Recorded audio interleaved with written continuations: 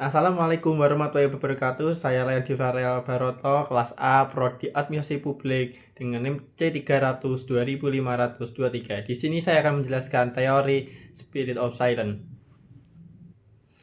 Jadi, teori Spiral of Silence itu adalah teori yang menggambarkan bahwa setiap individu itu mengungkapkan pendapatnya merasa malu atau merasa minoritas.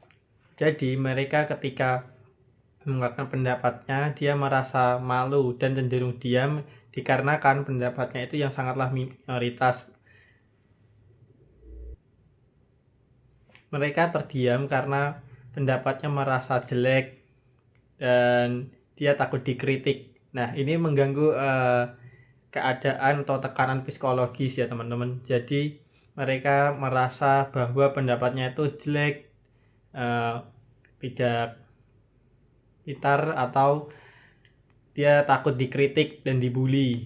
Jadi mereka merasa tertekan. Jadi banyak kasusnya seperti saya misalkan, saya punya pendapat nih. Nah, saya ingin mengkritik, misal saya ingin mengkritik presiden gitu ya. Nah, saya mengkritik presiden itu dan saya sudah mengeluarkan pendapat saya, mengeluarkan apresiasi saya. Tetapi saya hapus dan saya diam karena saya takut dikritik, takut dibully, dan nanti muka saya di-share. Nah, saya merasa tertekan dan merasa malu, takut dibully gitu teman-teman. Nah, contoh tadi itu memengaruhi keadaan psikolognya teman-teman, karena dia merasa tertekan, terganggu, takut dibully. Soalnya banyak kasus kayak gini teman-teman ya. Jadi ketika melakukan pendapatnya itu malah dibully. Contohnya kayak demo gitu ya teman-teman.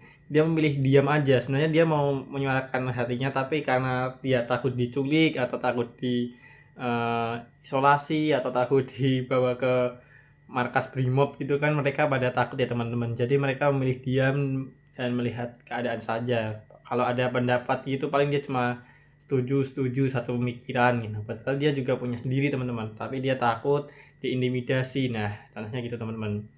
Jadi mereka melakukan pendapat tetapi takut apabila mereka dikritik atau dibully, mereka merasa tertekan, terintimidasi.